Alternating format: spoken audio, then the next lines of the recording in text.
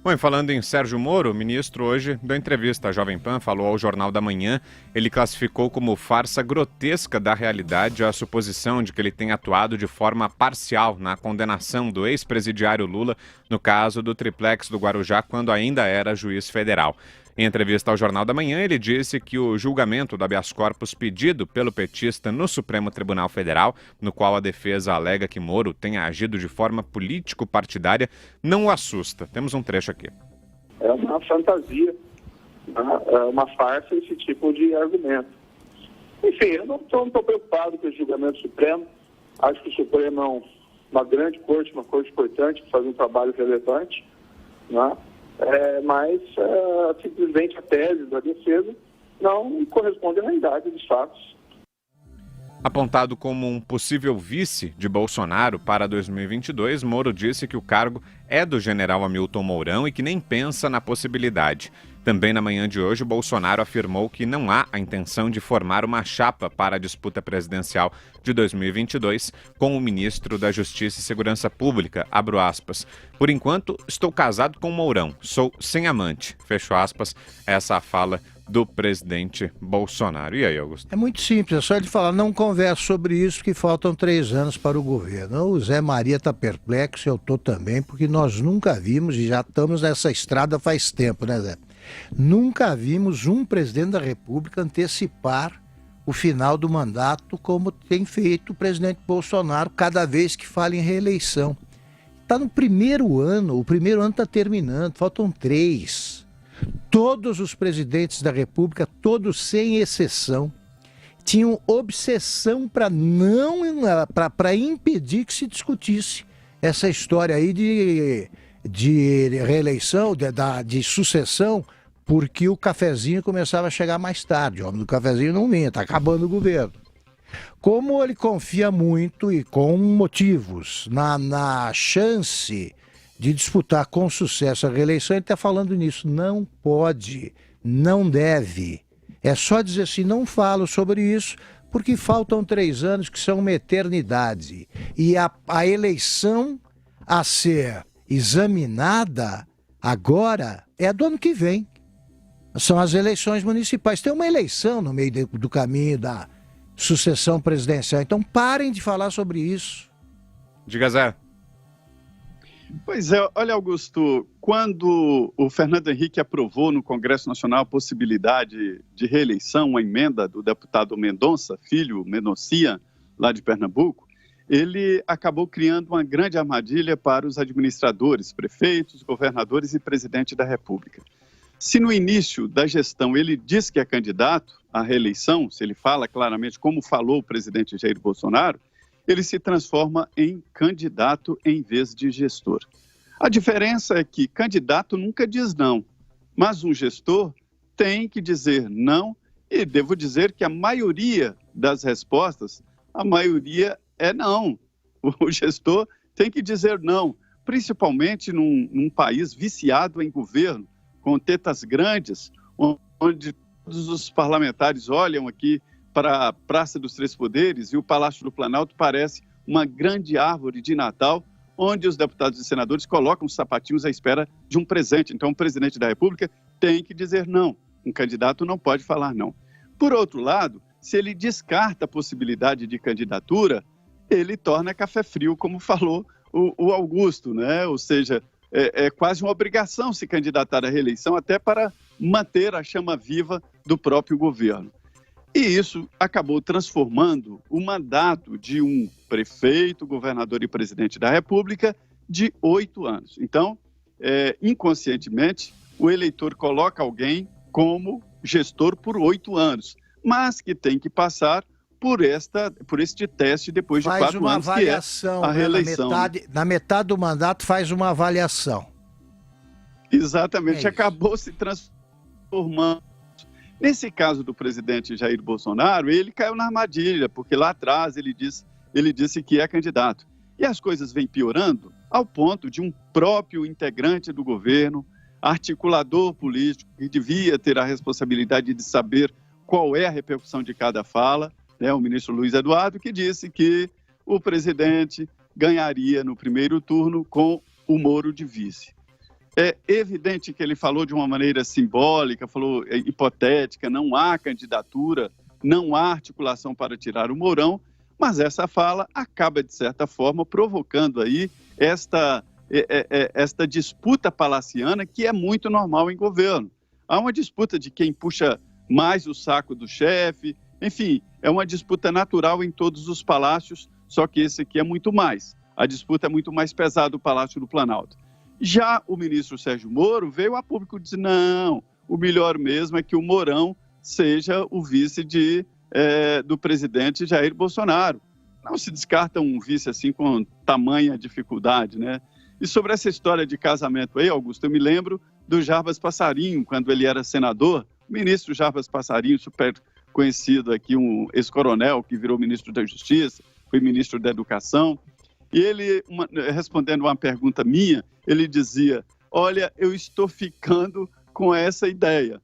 Ele quis dizer o seguinte, como os jovens, estou ficando com fulano, é um namoro não declarado, é só teste, ficando com alguém. Então ele ficava com ideias, tipo assim, eu posso mudar amanhã.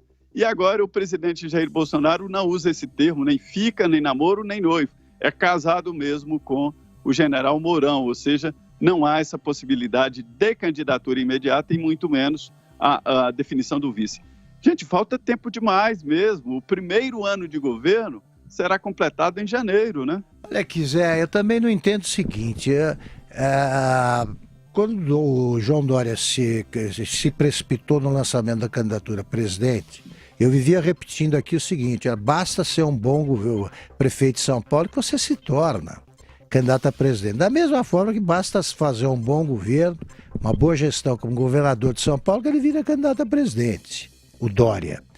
O Bolsonaro deve se preocupar em fazer um bom governo. Evidentemente, se ele fizer um bom governo, ele é um candidato natural à reeleição. Não precisa falar disso.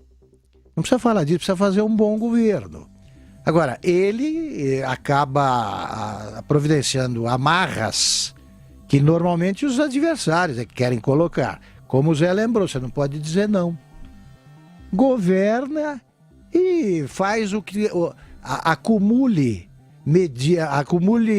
resultados significativos, como o aumento do PIB, começo da recuperação da economia e tal, que a candidatura vem naturalmente. Contamina até as decisões boas que ele eventualmente tome, né, Augusto? Parece que é algo eleitoreiro, né? A oposição pode usar isso para atacar a pecha de decisão eleitoreira. O que fica engraçado, Vitor, é a turma do quanto pior, melhor, porque você tem que torcer contra, né? Aí vem o crescimento do PIB, mas é pequeno. E quem fez isso é a empresa privada que fez crescer. Aí o IBGE mexeu. É duro torcer contra, né? Ô Zé, e essa história da suspeição do Moro, mais uma vez aqui na entrevista ele falou a respeito disso, porque é um tema que a princípio a gente até achava que poderia não dar em nada, mas agora há o risco sério de o Supremo levar isso em consideração, atendendo a argumentação dos advogados do Lula, declarando Sérgio Moro suspeito, né? O que mais me impressiona nessa história, Vitor, é que os dados roubados, né, e produto de um crime, tanto é crime que todos estão presos, né, e um com tornozeleira eletrônica porque fez uma delação premiada. Ninguém faz delação premiada do que não tem a contar. A polícia não aceita, o Ministério Público também não. Se houve a delação homologada pelo juiz Valisney é porque houve ali contribuição importante. Então, é um crime. Tem delação e tem presos, né? Esse produto de um crime, que são os conteúdos do que foi hackeado, isso não pode, isso é imprestável juridicamente, não pode ser usado. Como prova, basta a comprovação, o relatório dos acessos. Não precisa mostrar o que eles falaram. A Constituição é muito clara quando lida, e é um direito individual, com a privacidade.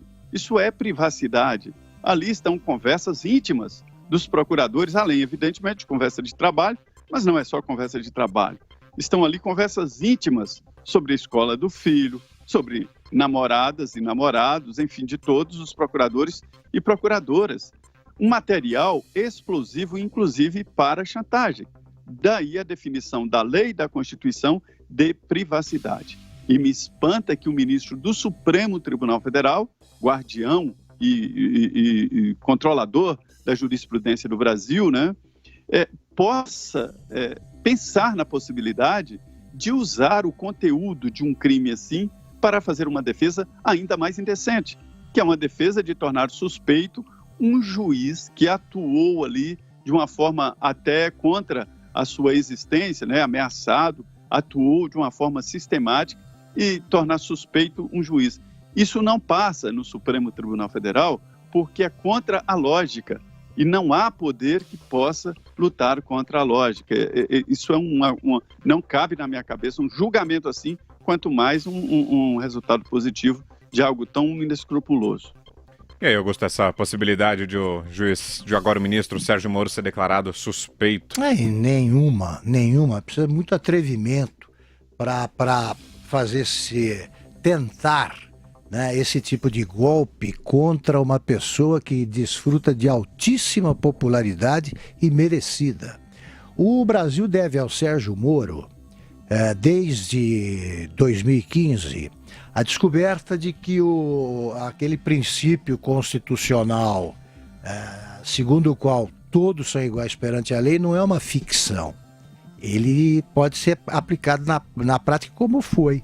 Né? Até então você só tinha os 3 P's na cadeia: pobre, preso e prostituta. Ele acrescentou político pilantra só na letra P, presidente patife, tudo, né? Poderoso pilantra, botou gente na cadeia e o brasileiro descobriu e ficou contente com isso. Agora, desde o começo do ano, o Brasil decente deve ao Sérgio Moro também a primeira ofensiva real, corajosa, contra as grandes organizações criminosas que amputaram na prática partes do território nacional. Morros do Rio, sistema penitenciário, tudo isso não era controlado pelo governo, que começou a recuperar o controle, né, dessas áreas, vai começando a recuperar graças a essa ofensiva liderada pelo Moro. Ele cortou a cabeça da serpente que representa o PCC, por exemplo, e as ordens da cúpula não chegam ao corpo formado pelos soldados, né, bandidos na rua. Ele estava sem dispor de instrumentos legais que o Congresso teima em negar ao Sérgio Moro. Então o Brasil tem que mostrar nas ruas, nas redes, que está ao lado do Sérgio Moro. As pesquisas já mostram. Agora, quem ficar de costas para essa realidade vai ser punido nas urnas, não tenha dúvida.